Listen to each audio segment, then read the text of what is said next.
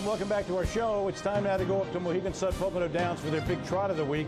It happened on Tuesday. It was race 12, which means that I had to stay up extra special late in order to cover that bad boy, which I did it for the cause because, quite frankly, I'm that kind of guy. Okay, Farifant and Dennis, who finished 1-2 in the open trot last week, were vying for favoritism, and ultimately Farifant had a few more bucks bet on him.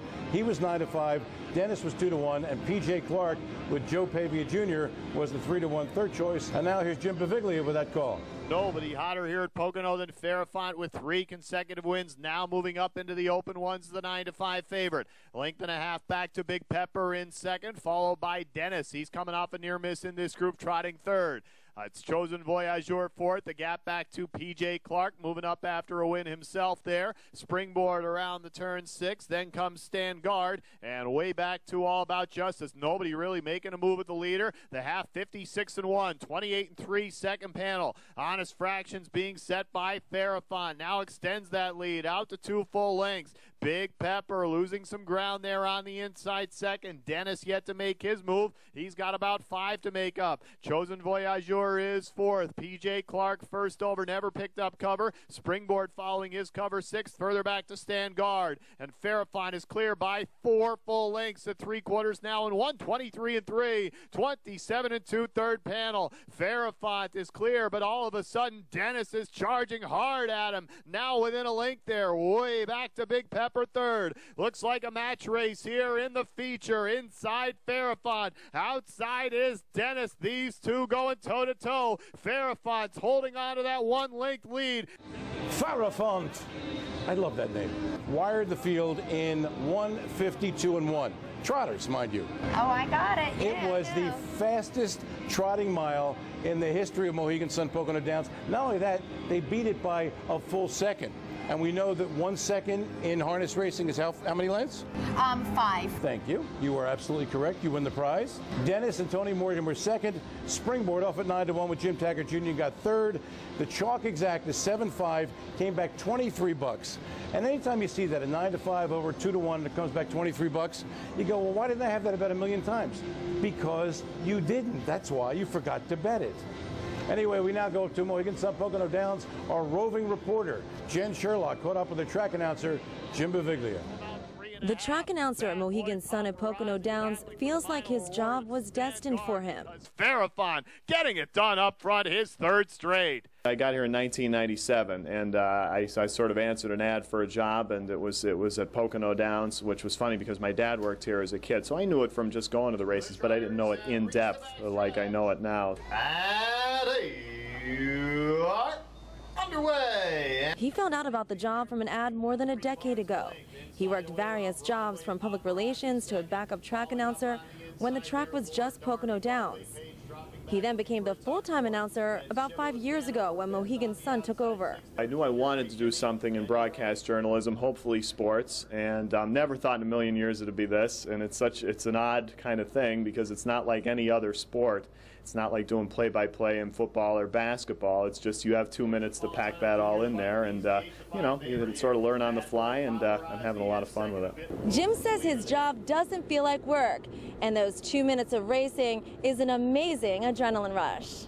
It's just so much fun, you know. You get such an adrenaline rush watching these horses go at 2 minutes, and especially now, you know, this track has really just gone skyward with all the slot money and now the table games money, and the purses going up, and we're gonna have the Breeders' Crown this year, and it's just so much fun to watch this great action, and I really don't feel like it's ever a chore. It's just a lot of fun being here. And this is a job he sees as a long-time destination. It's not like a stepping stone. This was some place that was really special to me because my dad worked here when I was a kid. So to be here and doing this job for these great fans, I have no intention of leaving. I'll probably be here as long as they'll have me. I'm Jennifer Sherlock, PA Harness Week. Big Pepper digging in. It's Big Pepper hanging on for the win with Georgie Knapp. Thank you, dear Jennifer. And now we go to Harris Chester, Sunday's 10th. And with that, here's Heather. I have a $30,000 claiming event here. I'll take 2. I'll take 3 or 4. Thunder Sealster is coming off a 150-1 win at Pocono. Delivered from Zinn has been first, second, or third his last 3 races. And then there's PH Jackpot. This horse just tickles me, okay? Because there's like this huge claiming war between Lou Pena and Josh Green with this horse. Every other week, they're claiming the horse back and forth. In this particular race, he races for Lou. Let's see how he does. Half and 54 3/5. They go to the back stretch. It's Thunder Sealster protecting the lead. All right, Glass right in tow in second and tailgating. 5 over to PH Jackpot with a sense of urgency. And now going 3 wide is delivered from Zim, sensing that the PH Jackpot doesn't have it. On the inside, the Quiet Village. At 3/4, and it's Thunder Sealster leading the way in 122 3/5. Around the turn they go. Thunder Sealster is caving in under the pressure. In between him, PH Jackpot on the outside. Still going with him is delivered from Zim. So it is PH Jackpot delivered from Zim. Callahan thought the Napolitan had nothing left. Hardly the case. It's PH Jackpot finding more on the outside. Delivered from Zim has been alongside. PH Jackpot refused to lose on the inside, right to the top. PH Jackpot, yes! PH Jackpot hits big with a 151 victory with George Napolitano in the bike. Now, in this race, the horse is claimed again from Lou Pena. By, you want to guess? Josh Green? Yep, back in the Green stable. You know, they love this horse. I'm thinking about maybe I'm going to put a claim in on this horse. There's something about this horse, Nothing stopping you except money, babe. Yeah.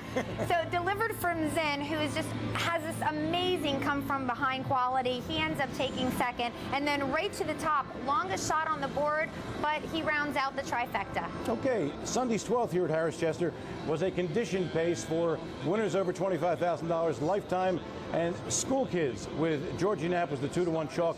Real celebration with Double D, Dan Dubé back in the bike and back in action, and we are just thrilled that you were back, Danny D.